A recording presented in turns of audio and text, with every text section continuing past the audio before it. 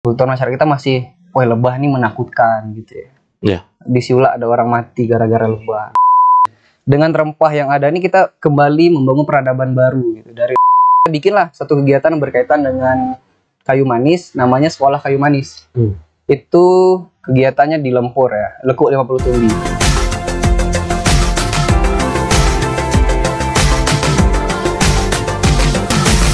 Selamat datang di podcast Very Nice. Assalamualaikum warahmatullahi wabarakatuh. Jumpa lagi di Very Nice. Mungkin sudah beberapa waktu ini kita tidak berjumpa ya dalam program Very Nice karena memang kondisi di bulan Ramadan dan juga hari raya, sehingga banyak kegiatan-kegiatan yang memang kita lakukan lebih langsung di lapangan, jadi tidak dalam bentuk konten podcast seperti hari ini. Dan juga hari ini kita masih dalam suasana lebaran nih, masih dalam bulan Syawal, tapi nggak puasa ya, puasa Syawal enggak ya. Ini tamu kita ada Dorel Effendi, yang mungkin di kalangan anak muda yang Kerinci maupun Sungai Penuh sudah juga banyak mengenal, karena kiprah beliau di dunia usaha juga ada produknya ya, dan juga jadi duta Laskar Rempah. Nah, ini juga menarik nih, kita ingin tahu apa itu Laskar Rempah, dan kita gali langsung obrolan kita pada hari ini dengan Dorel ya, Dorel Effendi. Maklum ya, banyak gangguan. Ya, jadi edit. Untungnya ada tukang edit. Jadi langsung saja memperkenalkan diri, Dorel. Sebelumnya makasih nih, panggilan Ngoh ya, Pak? Iya. Ngoh. Oh, Pak, Om boleh, terserah. Om. Sudah dikasih kesempatan untuk sharing sebenarnya di podcast Very Nice. Jadi kebanggaan bagi saya juga, anak muda yang berasal dari Kerinci. Saya Dorel Effendi, saat ini sedang menempuh kuliah di jurusan Kehutanan Unja, dan aktivitas saat ini selain kuliah juga tadi mulai bangun usaha lah, walau belum terlalu optimal tapi masih mulai merangkak lah gitu. Iya, selamat datang nih Dorel, dan mudah-mudahan bisa berbagi nih pengalaman Dorel dalam berbagai bidang ya. Kuliah di ini ya, di Unja ya? Di Unja. Jurusan Kehutanan.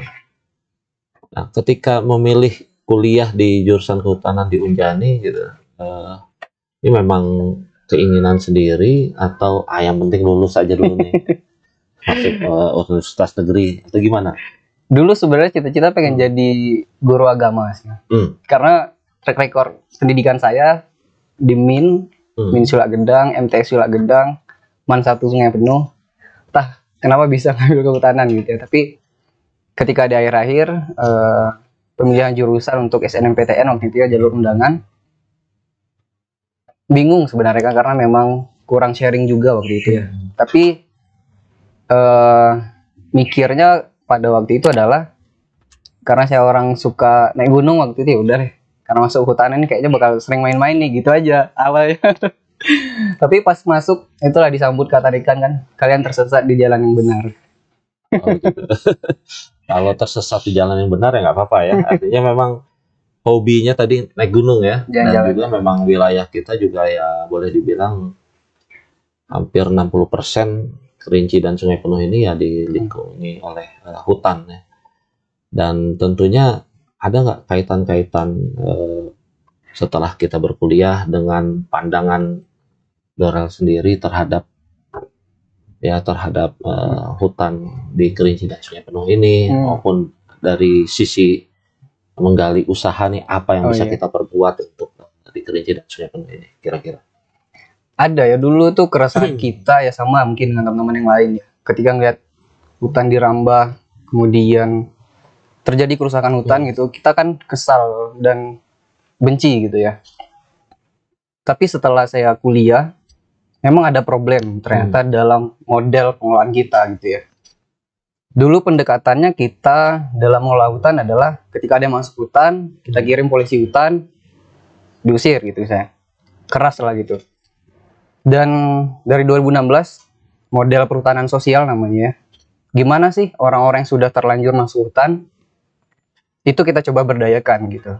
Nah, artinya pengetahuan saya yang dulu tentang hutan, kerusakan hutan ada korelasinya dengan kesejahteraan masyarakat gitu. Keputusan politik gitu, dan kebijakan-kebijakan yang lain. Karena memang kata dosen saya itu, kehutanan itu beda dengan biologi ya. Kalau biologi itu mereka belajar tentang teknis, gimana sih upaya konservasi terlalu detail gitu. Kita belajar itu, tapi kehutanan itu lebih kepada regulasi ya.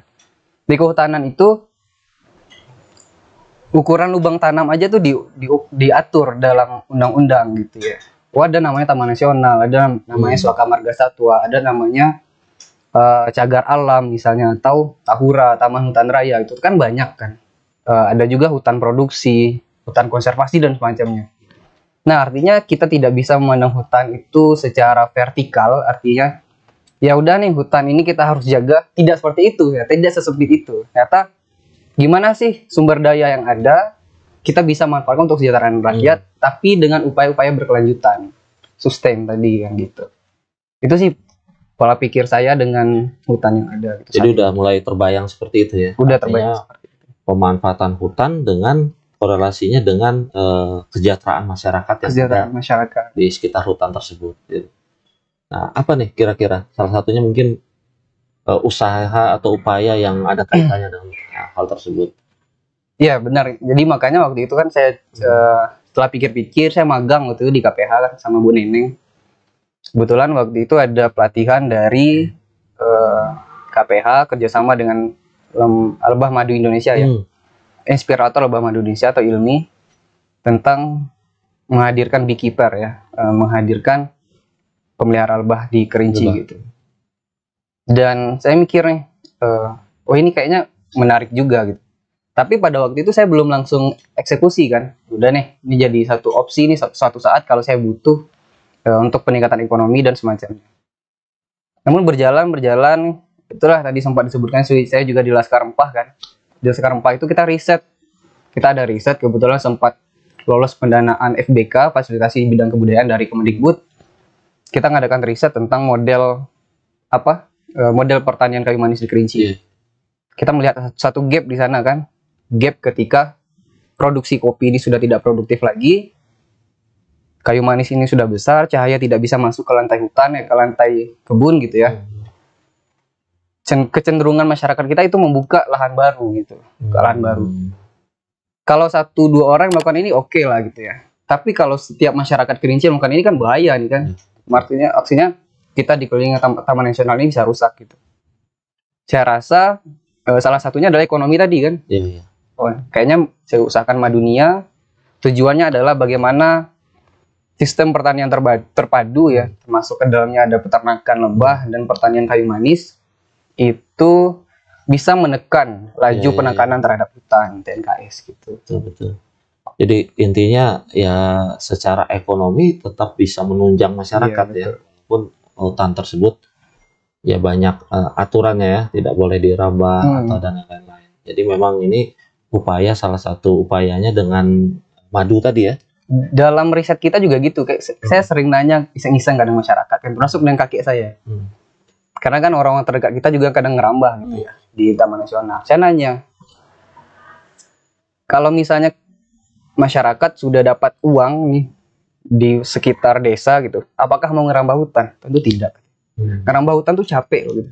Kita masuk hutan, nebang kayu, angkat kayunya lagi keluar kan, nunggu lagi misalnya baru menanam lagi dari awal kan capek. Kalau kami udah kaya gitu ya, kita udah settle nih keuangan kita di kota dan di desa, ya untuk apa masuk jauh-jauh ke hutan? Jadi intinya tidak perlu kita bergantung dengan apa yang ada di dalam hutannya ya, tapi juga kita bisa memanfaatkan potensi dari hutan itu sendiri. Salah satunya melalui tadi madu tadi ya, ternak lebah tadi. Dan juga mungkin wisata dan banyak hal lagi ya bisa kita lakukan. Oke, ini luar menarik juga nih. Jadi dari madu ini apakah Dorel sendiri atau mulai mengajak masyarakat untuk melakukan hal yang sama yang dilakukan? Karena sekarang kita belum masif gerakan ke sana loh. Jadi kita mulai edukasi sih awalnya. Karena memang masyarakat kita kulturnya kan bukan peternak lebah gitu ya. Iya, iya. Kultur masyarakat kita masih, wah lebah nih menakutkan gitu ya. Iya. Di Siula ada orang mati gara-gara lebah gitu. Padahal kan mungkin jenis lebahnya beda gitu. Nah itu yang coba kita edukasi 1-2. Tapi di dekat kebun saya itu udah ada beberapa yang bulan masang kotak gitu. Tapi memang belum semasif orang-orang yang ada di Jawa mungkin ya. Tapi idenya ke sana. Iya, iya. Tapi untuk apa edukasi terhadap lebah itu sendiri dan apa untuk jadi petani madu lah istilahnya. Iya.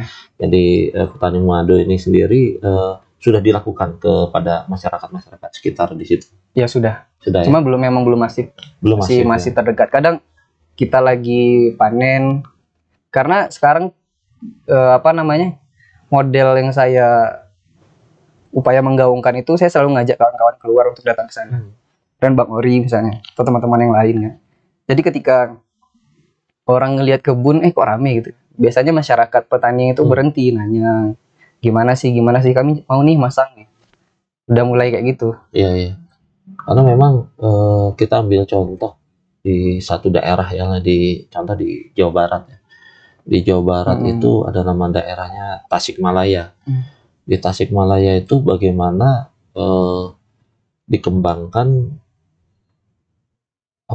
masyarakat itu untuk menjahit segala macam, sehingga Tasikmalaya itu menjadi pusat atau sentra gitu, sentra dari kayak busana muslim, jilbab, baju koko gitu, yang ada bordirnya. Nah itu jadi sentra karena hampir setiap rumah mereka bisa melakukan hal tersebut gitu. Jadi bisa sistemnya bisa kayak inti plasma lah kayak gitu ya. Jadi memang kalau ini dikembangkan dengan model inti dan plasma seperti itu gitu ya, jadi masyarakat jadi ada pengepulnya, ada masyarakat yang ini, itu bisa menjadi sesuatu yang memang keunggulan kita karena kita punya lahan ya, punya lahan dan punya hutan yang ya alhamdulillah Allah kita harus syukuri ya, Allah berikan untuk kita, dan mudah-mudahan juga bisa mensejahterakan seluruh masyarakat Kerinci maupun Sungai Penuh nantinya dengan memanfaatkan hutan yang ada tanpa harus merusaknya ya. Betul. Luar biasa. Tapi mungkin nanti ada riset-riset lain ya selain madu, apalagi kira-kira yang bisa kita kembangkan dari potensi hutan yang ada. Iya. Nah, jadi kalau untuk Laskar Rempah sendiri ini apa nih Laskar Rempah? Baru dengar juga nih. Jadi di Kemendikbud ya, Kementerian Pendidikan dan Kebudayaan, Dirjen Kebudayaan khususnya, itu ada program namanya Muhibah Budaya Jalur Rempah. Itu tuh program menelusuri titik-titik perdagangan rempah di Nusantara gitu ya. Tujuannya adalah untuk membangkitkan kembali bagaimana sih peran rempah dalam melahirkan akulturasi budaya, mendatangkan orang-orang dari luar Eropa, kemudian sampai ke Arab, ke Indonesia gitu ya, dengan potensi alam yang ada. Dan itu dilakukan dengan merekrut anak-anak muda ya, dari seluruh provinsi ada di Indonesia. Dan setiap provinsi itu biasanya 5 orang. Kebetulan Jambi kemarin saya masuk di antara 5 itu. Tugasnya adalah sebenarnya itu tadi, campaign ya, mengkampanyekan bahwa kita punya satu jalur nih yang dulu pernah keren banget loh gitu. Dan sekarang harusnya kita bisa membangkitkan kembali jalur itu gitu. Dan tujuannya adalah di 2024 mudah-mudahan kegiatan ini jalur rempah ini masuk dalam warisan budaya dunia UNESCO. Itu tujuannya sebenarnya. Jadi lebih ke jalurnya ya, memori sejarahnya lah ya, sejarahnya dan lain-lain ketika pada masa itu rempah sedang jaya-jayanya. Jadi lebih risetnya untuk sejarah dan menjadi sebuah buku ya nantinya. Iya, jadi dalam pelayaran itu kan kami berlayar menggunakan KRI Dewa Ruci kan. Kebetulan kemarin saya dapat rute dari Surabaya ke Makassar. Salah satu diskusi di kapal itu dengan orang dari Dirjen Kebudayaan adalah, dulu kita sudah punya ini gitu kan, sekarang bagaimana realitasnya, masa depan kita pengen apa gitu. Lebih ke 3 hal itu kan. Oh, dulu ternyata kita pernah kaya nih, udah pernah keren nih. Sekarang bagaimana kita menyikapi realitas itu, dan di masa depan apa yang bisa kalian lakukan dengan budaya yang ada, dengan potensi rempah yang ada gitu. Jadi kita memang didorong nih untuk melakukan berbagai hal. Teman-teman dari seluruh Laskar Rempah ada sekitar 130 orang lebih, didorong untuk melakukan banyak hal. Kalau yang suka musik, silakan, mungkin musik berkaitan dengan rempah, alunan-alunan musik dari Maluku Utara mungkin ya. Kemudian yang suka dengan pendidikan gitu ya, kita coba bikin. Kebetulan di Jambi kami dapat program sekolah rempah tadi kan. Kemudian ada yang suka tenun misalnya. Oh, bagaimana sih dari pewarna alami dari rempah gitu. Itu adalah bagaimana sih di masa depan suatu saat dengan rempah yang ada ini kita kembali membangun peradaban baru gitu dari rempah yang ada. Jadi pemanfaatan rempah ini yang di masa lalu mungkin batasannya hanya untuk bumbu masak atau yang lain-lain gitu kan. Ini bagaimana pengembangan ke depannya ya? Lebih luas lagi untuk pewarna, untuk obat-obatan, budaya juga tadi. Budaya juga. Oke. Wah, ini luar biasa ya. Jadi banyak hal yang bisa dibawa nih setelah kegiatan tersebut ke daerah masing-masing. Memang didorong ke lokalitas kan. Iya. Oke. Jadi apa yang salah satunya yang mulai terpikir oleh Dorel gitu kan untuk pemanfaatan Sungai Penuh dan Kerinci ini dari sisi rempah ini tadi? Nah, kebetulan waktu itu kita memang didorong untuk bikin proposal. Tapi dari beberapa proposal yang masuk ke Dirjen Kebudayaan, ke Kemendikbud khususnya Dana Indonesiana namanya ya, Dana Abadi Kebudayaan, itu kalau nggak salah 5 proposal yang lolos. Kita dari Jambi, dari Lampung, dari mana lagi ya? Dari Kalimantan, dari Gorontalo, sama satu lagi dari, saya lupa satu lagi. Pokoknya 5 kurang lebih 5 itu kan. Nah, dan kebetulan kita yang di Jambi ini ngelihat satu potensi yang besar itu kayu manis ya. Kita ngelihat, tapi permasalahannya adalah masyarakat kita memandang kayu manis itu sebagai komoditas yang sangat kaku dan baku gitu ya. Belum ada produk turunan, belum ada, orang tua kita tuh nggak bisa cerita tentang kayu manis gitu. Mereka cuma bisa nanam, clear, jual gitu. Nggak tahu nih bakal jadi bumbu apa, misalnya nggak tahu dijual ke Belanda atau ke Belgia misalnya kan, nggak ada yang tahu itu. Nah, kita riset itu. Nah, kita bikinlah satu kegiatan yang berkaitan dengan kayu manis, namanya Sekolah Kayu Manis. Itu kegiatannya di Lempur ya, Lekuk 50 Tumbi. Nah, idenya adalah bagaimana sih sekolah kayu manis ini jadi epicentrum gerakan peradaban kayu manis gitu ya. Dari berbagai aspek yang sangat holistik. Pendidikan, produk turunan-turunan yang lain, termasuklah wisata gitu ya. Dan dalam itu, program kami itu selain mendorong lahirnya edukator kayu manis di Lekuk 50 Tumbi, kita juga ada film dokumenter. Nanti bisa saya sharing juga, ada link filmnya udah kita buat.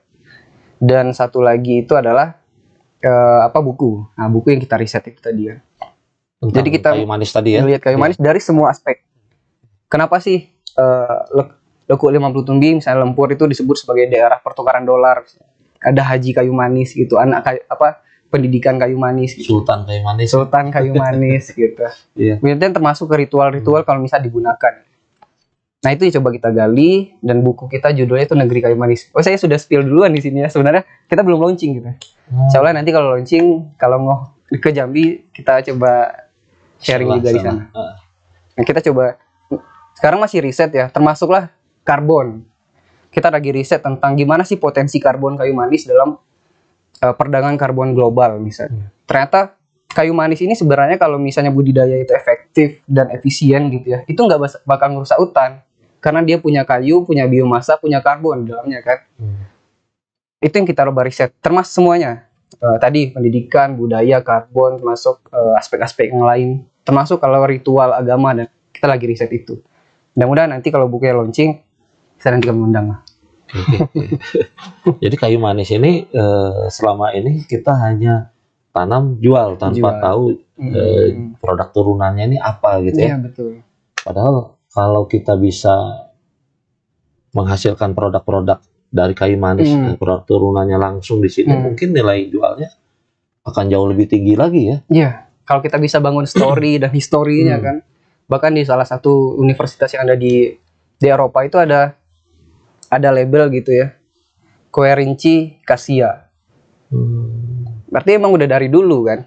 Cuman kita aja yang nggak melek gitu. Ketika kami riset ini kan kami studi pustaka kan. Studi pustaka nyari riset di Indonesia tuh nggak ada gitu tentang agroforestry kayu manis. Tapi pas kami nemu riset peneliti dari luar, mereka udah neliti itu dari 1960 gitu. Udah ketinggalan jauh kita. Kita punya orang yang neliti. Kita yang punya orang yang neliti gitu. Nah, ini menariknya. Jadi artinya memang kita butuh ya pemuda-pemuda, akademisi muda yang memang berpikir bahwa tidak hanya sampai di sini ya, tapi bagaimana ke depan.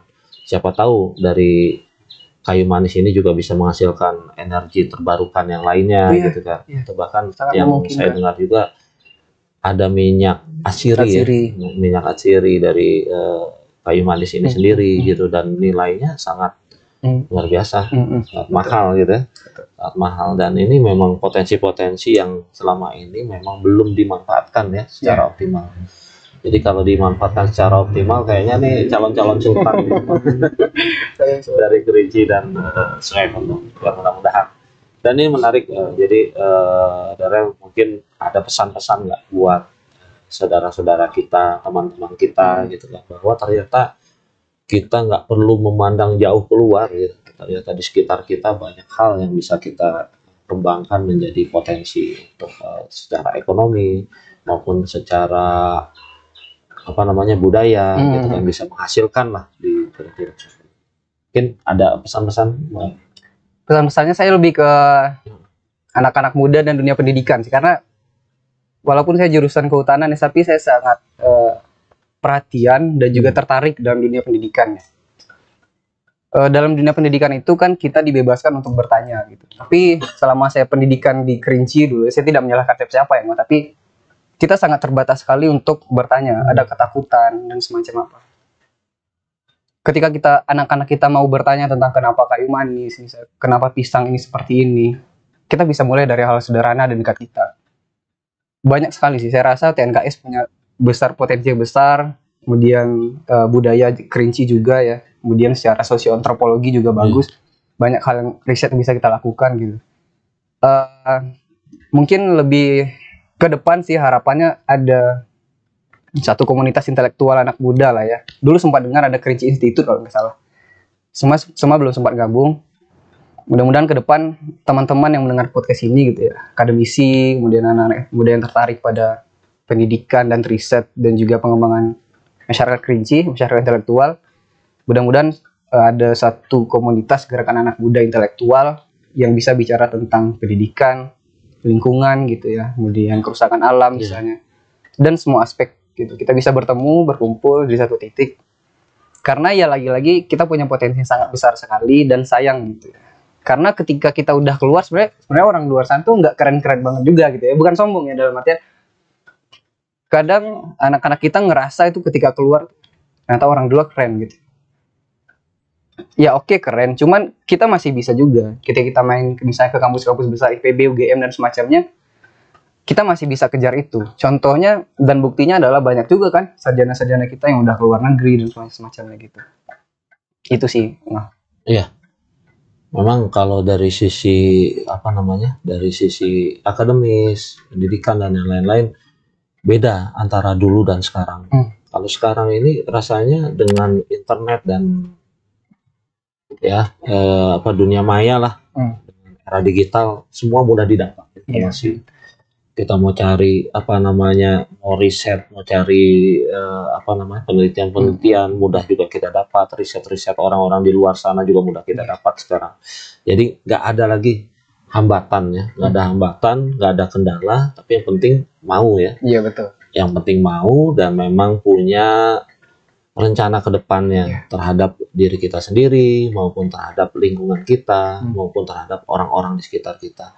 Dan alhamdulillah Darel ini salah satu yang berpikir untuk memanfaatkan karena memang kita melihat khususnya di Kerinci dan Sungai Penuh masih sangat kurang teman-teman kita, saudara-saudara kita memanfaatkan secara optimal. Mungkin banyak yang sudah memanfaatkan secara optimal, tapi secara umum baru beberapa persen lah, baru beberapa gelintir, dan harapannya semua orang bisa berbuat hal yang sama dan melakukan hal yang sama, sehingga ya mudah-mudahan Kerinci dan Sungai Penuh ini juga menjadi satu sentra, suatu produk, satu sentra memang tempat wisata maupun budaya dan lain-lain. Itu harapan kita semua, karena secara ekonomi kegiatan-kegiatan ekonomi itu muncul diawali dengan banyaknya orang yang akan datang berkunjung dan melihat ke sini. Nah, itu yang akan memacu ekonomi kita nanti. Dan terima kasih Nyi Dorel sudah hadir dan juga mudah-mudahan memberikan inspirasi ya kepada teman-teman bahwa generasi muda itu bukan hanya viral karena sesuatu yang tapi bisa viral dengan produk-produk yang seperti Madunia tadi ya. Madunia tadi mudah-mudahan sesuai harapan dan namanya jadi madu yang mendunia ya. Dan juga memang bisa menjadi produk-produk yang ada di setiap wilayah di Indonesia ini nanti ya. Amin. Dan mungkin itu saja teman-teman dari Very Nice pada hari ini, dan semoga bisa bermanfaat dan menginspirasi kita semua bahwa ternyata kita bisa melakukan hal yang kecil menjadi besar, hal yang besar akan menjadi lebih besar lagi. Tapi yang penting adalah dibarengi dengan keinginan, ilmu, pengetahuan, mau belajar, ya, mau mencoba, itu yang paling penting. Mungkin sekali lagi terima kasih. Terima kasih. Dan masih suasana Lebaran, minal aidin wal faizin, mohon maaf lahir dan batin. Wassalamualaikum warahmatullahi wabarakatuh.